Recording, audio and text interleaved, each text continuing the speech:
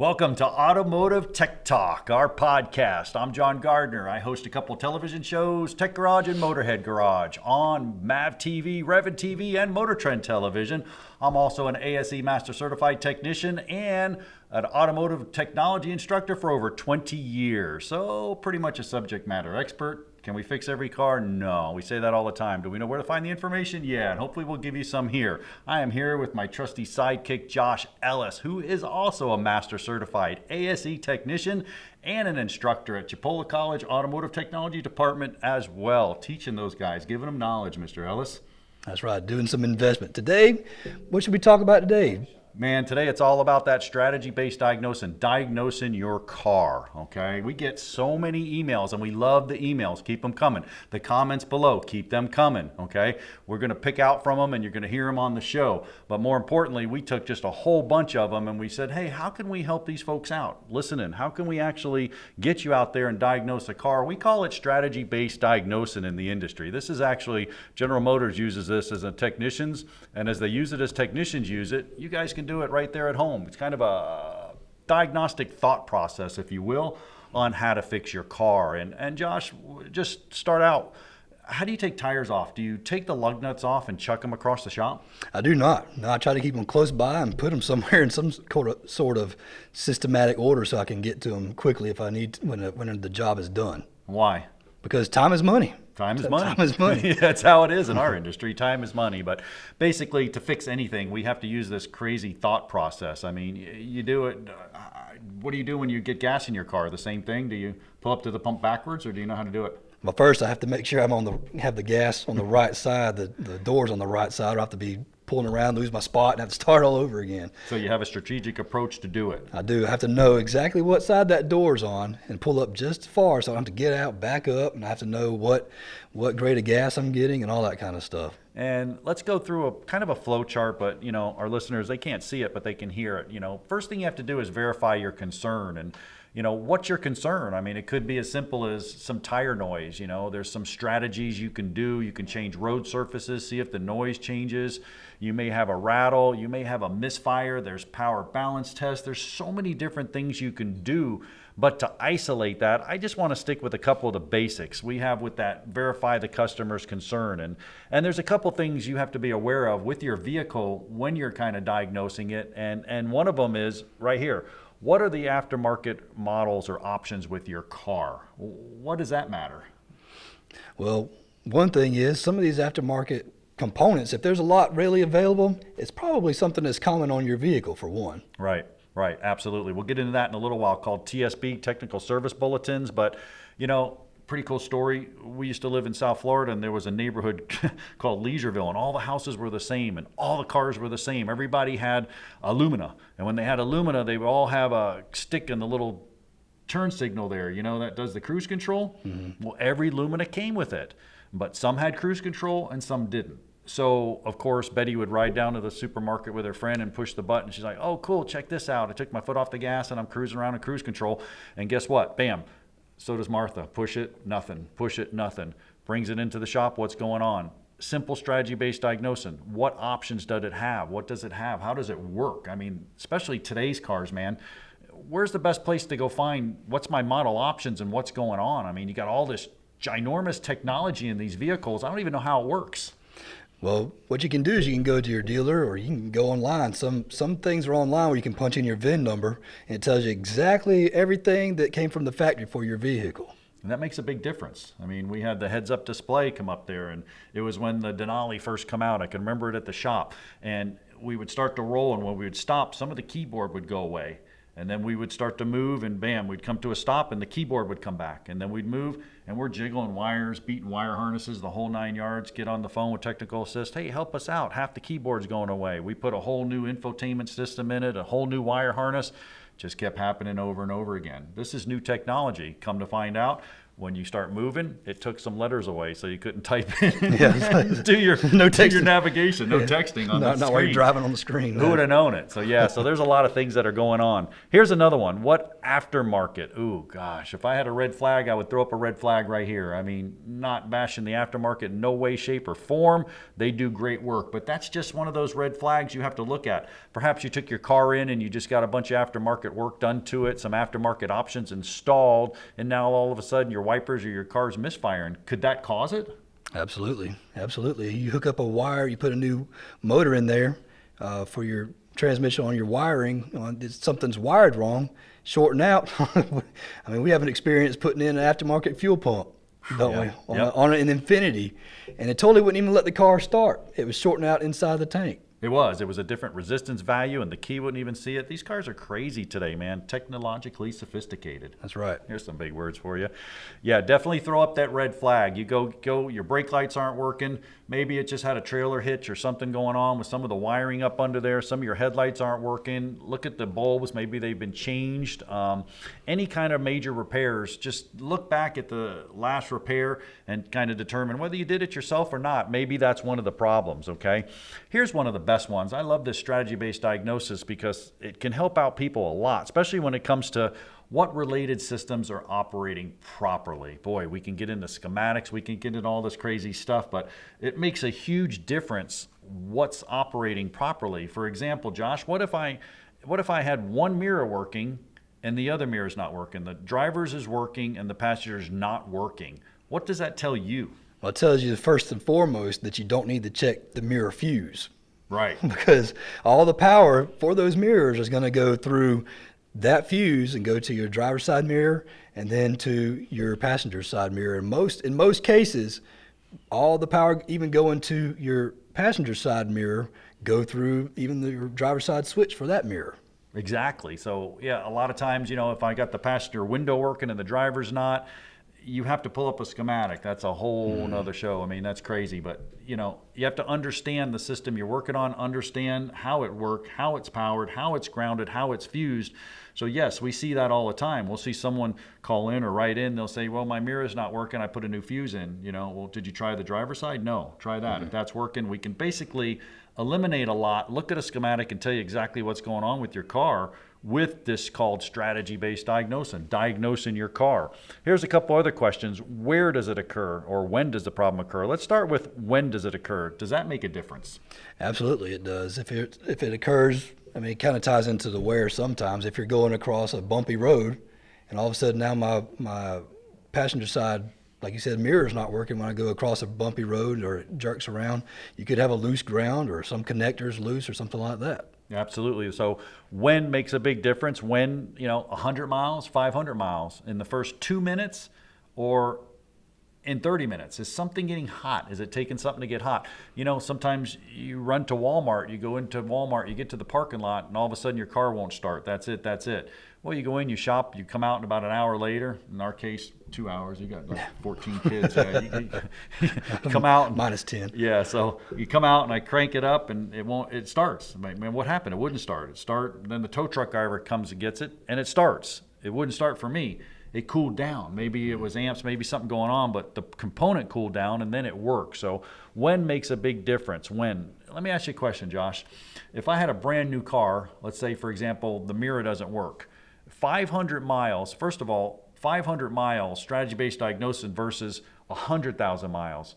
So at 500 miles, what are you thinking? And then 100,000 miles, at 500 miles, it never worked.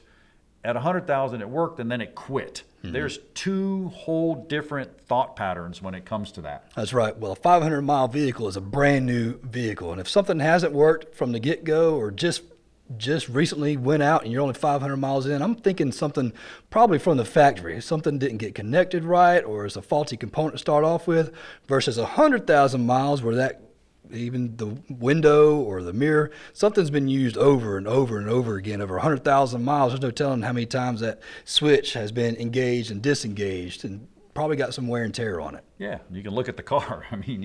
Coke and Dorito chips and everything piled up over there on the center console and spilt and coffee and the whole 9 yards. Yeah, it's a good strategy or strategic way to diagnose the car. 500 miles, factory unplugged, something going on, factory defect. 100,000 miles, it may have just burnt out. It's time for a new one is what it is, okay? Where does it occur? Ooh, big one. Where does it occur? I mean, does it occur on a hill? Does it occur on articulating roads? Does it occur right in the driveway? Does it occur up in when it's snowing in Montana, or is it here in Florida or Key West? Does it make a difference on today's cars? Absolutely. I mean, you can be going around a curve, you can be going up a hill, down a hill. These electronics are very sensitive, and they're all there to optimize your vehicle's road response and your driving experience. Yep, had a truck one time. The dude says, hey, I can't get it out of park. It's so hard to get out of park. And you probably know, so be quiet. It's about transmission. So we go over to the dude, put it in the parking lot, comes out tomorrow, start it up, no problem. Come out the next day, start it up, no problem. He takes it, he comes back, says, man, I'm aggravated. I'm really ticked off. This thing will not come out of park in the morning. Okay, leave it here. Give him a rent-a-car, the whole 9 yards.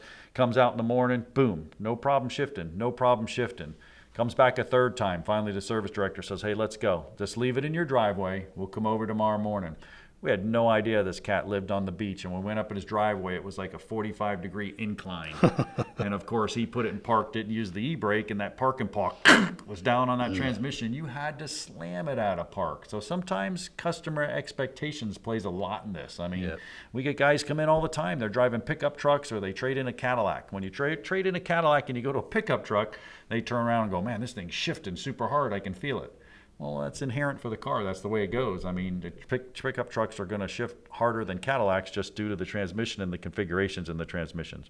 How long does it occur? That's important. Man, we tell everybody if it's not broke, don't fix it. Yeah, you can't fix it. It's got to be broke. You guys bring it to the shop. You're like, hey, man, this did this. It did it once. I was on the way to Orlando. That was 6 hours driving, and it had a hiccup. It may never come back, okay? We don't want to replace a bunch of parts that don't need to be replaced, and guesswork's not going to get it. So if it's not broke, don't fix it. How long? It has to be broke. How long, how often, and how severe is the problem? That's one of the things you can do, okay? So that gives you some strategy-based diagnosing for your car, and then there's a couple other tricks you can do. There's diagnostic worksheets, and if we go down the flow chart, the preliminary checks are looking at it, but Josh, there's these things called bulletin, technical service bulletins. What are those?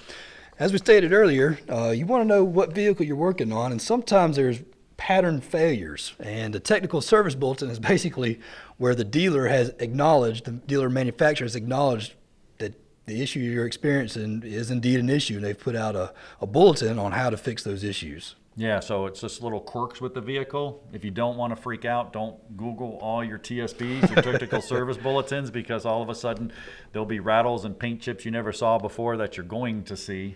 So yeah, it kind of helps out the technician. They go to these TSBs or technical service bulletins. It gives them an idea. Example just may be as simple as, an evaporative emissions problem and they move the canister over. But there's also brake pad issues, like the car may have an inherent squeal in the brakes because of the metallic in the pads. There's so much metal in the pads that they squeak, so the manufacturer put an upgraded part number, and the consumers, we don't know that, so we just go to the parts house and we just get these regular old pads and put the regular old pads on, and the squeal's still there, so we don't fix it.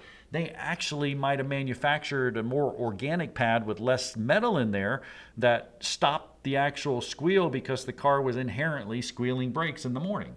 So without that part number or that TSB or technical service bulletin, you just keep throwing parts at it, you're never going to fix it. And sometimes you have to, sad to say, sometimes you have to get a dealer specific part, like a gas cap. I know a lot of people's gas caps, this little thing, they're like, what is that screw on my dash? But that's usually the gas cap light. It's an evaporative emissions thing. They don't want you putting gas fumes into the air, and your cars are designed to detect those kind of leaks, and you can get an aftermarket one. Some are really good, depends on what kind of quality aftermarket part you get, but then others aren't so good, and you have to end up going with the manufacturer because they're built to detect specific pressures. Now, would you guys find inherent problems? We call them pattern failures. Everybody, if you're driving a Ford Triton, you got some rocker issues going on with the variable valve timing. If you drive a Chevrolet truck with a LS motor, Everybody knows that the camshafts with the displacement on demand, it starts to wear out after time. You get some clicking and you get some ticking. That's why we talked about on podcast 1 how important it was to use the correct fluids. That's why, because these inherent problems, a lot of times the manufacturer will come up with things that supersede these problems and fix these problems. Dodge is a great car. You worked at Dodge. One of our local dealers is phenomenal out there. But there was pattern failures with them as well. What did you guys find out there with some of the cars? Well, one of the 3.6 liter, it ended up having a leak around the oil cooler on top. Basically, the only fix for that was to replace the oil cooler because it came with a specific gasket, like you said, that they had upgraded that's going to fix that issue. That's the only way to do it. And we also had a TSB one time that the temperature gauge kept fluctuating. It would go from hot to cold, hot to cold, hot to cold. So the great technician we are, we put a new gauge cluster in, it still did it. We put a new thermostat in it, it still did it. We put in new hoses, we rerouted the water pump, still did it. Guess what? Technical service bulletin a little bit later when the car come out, and they says, hey, the engineer had just put the thermostat too close, the temperature sensor too close to the thermostat. Every time it opened, it fluctuated the temperature.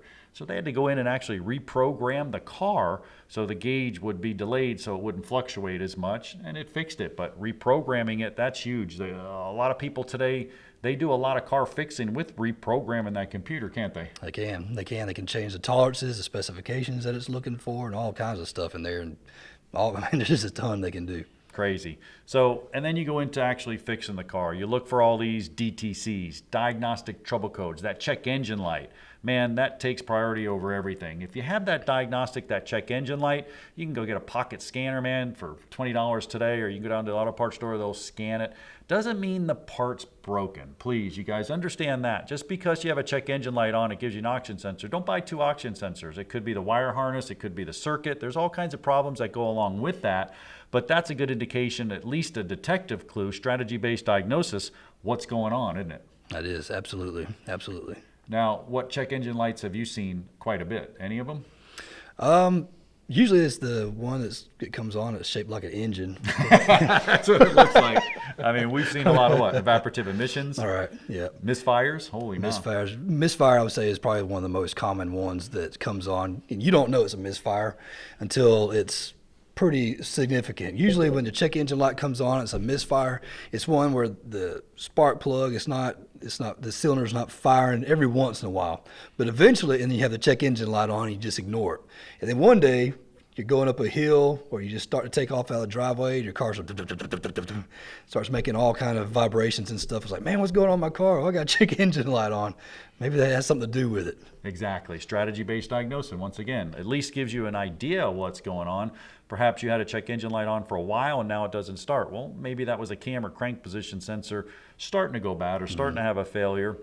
And now it just totally conked out. So a crank position sensor won't allow the car to start. So, but if you go scan it, like I said, you get that code, don't run and grab a part. There's a diagnostic flow charts, there's stuff available, there's Google, there's service manuals, there's all kinds of ways to kind of look at some ideas or pending ideas that could be the problem with your car so you can fix it right. And fix it right the first time. That's what this is all about. For the technicians out there, time is money. You said it. They get paid by flat rate. The quicker they do it, the better the repair is, the better off it is. And, especially here, I know in the Tri-County area, we got some phenomenal dealers. They do this, they use this technique, but it can give you guys at home an idea where you're going with it at least. Absolutely. Now, follow this. You don't have to follow it to a T. It goes by experience. We said you verify the repair. Just make sure it's broken. If it's not broken, you can't fix it.